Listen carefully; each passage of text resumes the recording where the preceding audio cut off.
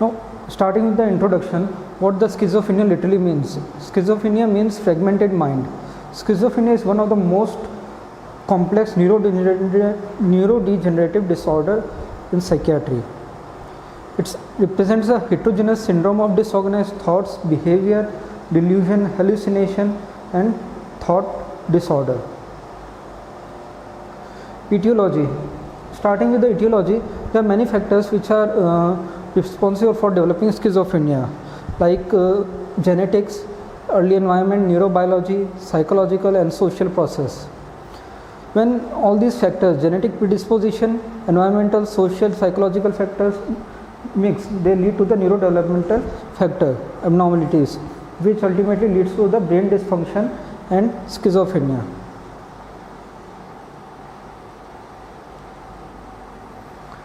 Now, sometimes the question is asked, which is the most important viral infection and immune disorder related to the schizophrenia. Then it is the influenza virus, which is most commonly linked with the schizophrenia. And genetics, if we move on to the genetics, then the risk of developing schizophrenia in hereditary in siblings and twins is quite higher than the normal population. Now, the prevalence of schizophrenia lies between the 0.06% to 1%. It is most common, has its onset in late adolescence or early adulthood, and it rarely occurs between the age of after 40 years. In females, this has a bimodal distribution. What are the types of schizophrenia? In DSM-4 schizophrenia was divided into 5 types. First was paranoid schizophrenia. Paranoid schizophrenia was the most common, which was characterized by the hallucination, delusion, and apart from that, formal disorder like loosening of association or delusional atmosphere, environment, and formation of delusions and auditory hallucination, which are more prominent. Hebephrenic or disorganized schizophrenia. This is the second most common. It consists of the behavior which is quite disorganized, and you might have seen people which are sitting with the long beard, poor attire, poor grooming habits, and disorganized behavior, laughing to themselves without any reason. This comes under the hebephrenic and disorganized kind of schizophrenia. Now, third one is the catatonic schizophrenia. Catatonic, it's rare than other types. At risk of malnutrition, exhaustion, and self-injury, these people are in the catatonia, which is measured by the use of scale, Bush-Francis scale, and the patient of catatonia cannot speak. So we either have to rule out the medical condition for that. Then coming to the undifferentiated schizophrenia, sometimes when the symptoms or characteristics does not fit in paranoid or in hebephrenic or in catatonic schizophrenia, then it comes in the undifferentiated schizophrenia. Residual schizophrenia, like the patient had past schizophrenia, now on medicine patient has some residual symptoms of schizophrenia. Now, symptoms of schizophrenia are divided into 3 types: positive symptoms, negative symptoms, and cognitive deficits. Positive symptoms means which mainly consists of the delusion, hallucination, and disorganized thoughts. Negative symptoms, it is mostly like characterized by the reduced speech, which is called as alogia, affective flattening, evolution, anhedonia, and asociality. Alogia means decrease in speech. Affective flattening means lack of emotional and facial expression. Evolution means the diminished ability to begin and sustain activities. Anhedonia means the activities which are previously pleasurable are quite not pleasurable at present. Cognitive deficit is mainly seen in the memory and the attention part. Now, this is as we already discussed, signs and symptoms. Positive symptoms include delusion, hallucination, disorganized behavior, catatonia. Cognitive symptoms includes poor executive functioning and poor working memory. Now, what is coming to the pathophysiology of the schizophrenia? starting with the dopamine hypothesis. The PET studies have shown that the dopaminergic hyperactivity in the nucleus accumbens and the dopaminergic hypofunction in the frontotemporal region are responsive for the development of the symptoms related to the schizophrenia.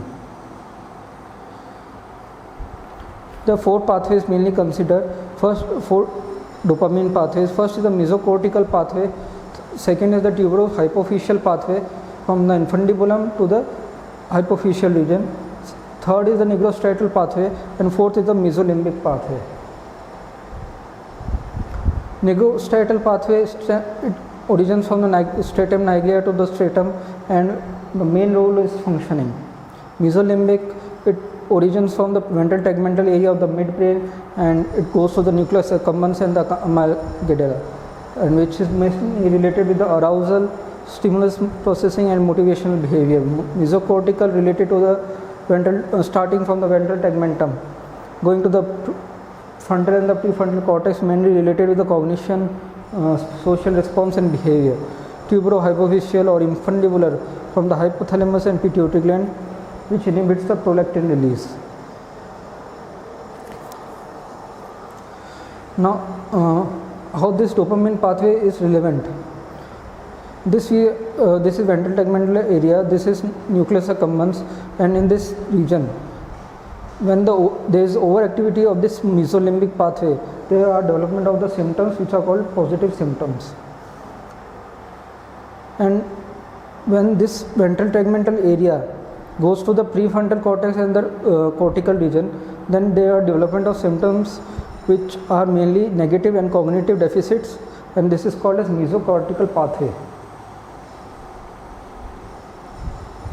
Now, nowadays, the second hypothesis, glutamate hypothesis, has also been considered, in which there is quite an evidence that NMDA receptor hypofunction is reduced the level of activity in the mesocortical dopaminergic neurons, which in turn gives rise to the negative symptoms. If we go through this, then this is prefrontal cortex.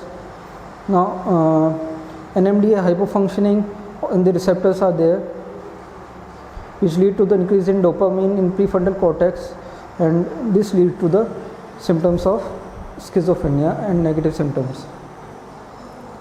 And 5-HT hypothesis, serotonergic receptors, this is not very important as compared to schizophrenia. Then starting with the complications, main complications are depression, then anxiety, which can be characterized as anxiety disorder, social anxiety disorder, OCD, or third one is PTSD, generalized anxiety disorder, or panic disorder.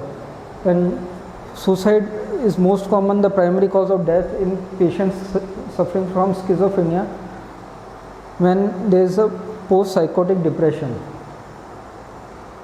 Now, starting with the diagnostic criteria of the schizophrenia, it includes the criteria given from the DSM-4.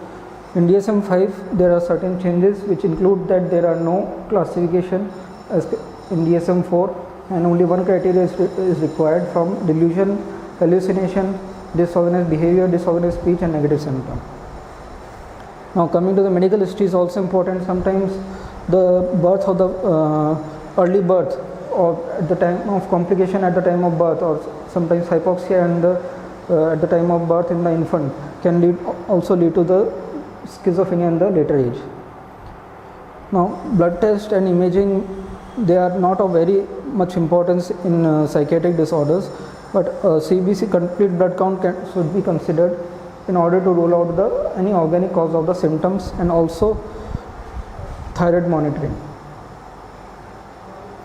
Now, psychiatric evaluation, mental health professional, that starts with mainly with the detailed history taking, followed by history taking, general examination, then mental status examination, which mainly includes appearance, behavior, then thoughts, mood, affect, formal thought disorder, any content of thought, which includes any two of the following, like delusion, hallucination, or any disorganized behavior which you are observing, any speech disorder, any catatonic behavior like presenting a strong daze or hyperactivity, any negative symptom.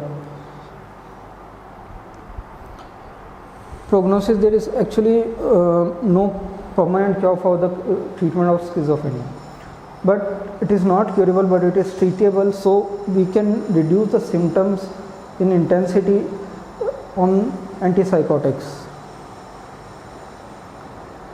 And also there is a role of supportive counseling which leads to the improvement in prognosis.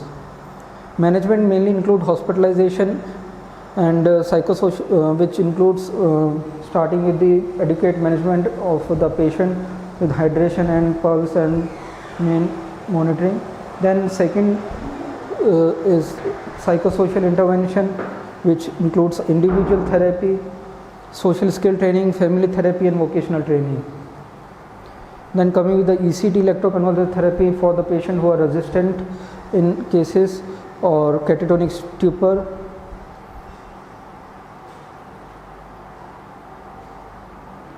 Now antipsychotics can be classified into various groups: phenothiazines, butyrophenones, thiohexines and heterocyclics.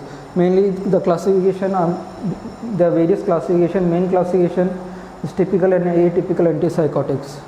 Mainly the antipsychotics which are of use in right now in today is mainly atypical for clozapine, olanzapine, quetiapine, aripiprazole, risperidone and amisulpride, ziprasidone. All of these have their own unique side effects and unique drug combinations. FGA means first generation antipsychotic, SGA means second generation ECT, electroconvulsive therapy. So there are various guidelines given in as per the UK guidelines. There are NICE guidelines, then APA mentions different guidelines. The basic code remains the same, starting with the antipsychotics, and if the patient does not respond, then we can move on to the ECTs, and supportive counseling and the CBT plays a role which improves the prognosis of the patient as well as the disease outcome. Typical antipsychotics includes neuroleptic antipsychotic action with typical neuroleptics. They mainly affect on the D2 presynaptic receptors, which lead to the increase in HVA and dopamine level in the blood and urine. But on prolonged use, there is a feedback inhibition of dopamine, which in turn does not, all the receptors get occupied by the antipsychotics, and the medication does not bring any more improvement instead of side effects. Now this is the receptor blocking activity which should be remembered: chlorpromazine, thioridazine, haloperidol and primoxide. These drugs produce mainly hypotension due to anticholinergic side effects, alpha blocking property. Chlorpromazine is a potent, it is also used in the potent anesthetic group as a procaine, but not used nowadays. Blockade of the D2 receptor and CTZ, they decrease mainly are responsible for the antiemetic effect.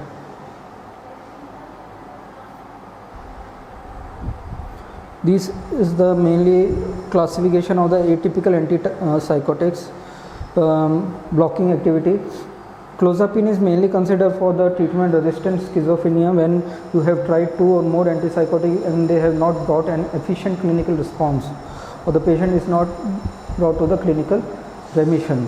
Then quetiapine is also a good drug. It is, apart from schizophrenia, it is also useful in the bipolar mood disorder. Then risperidone, main side effect of risperidone is postural hypotension and prolactin inhibition.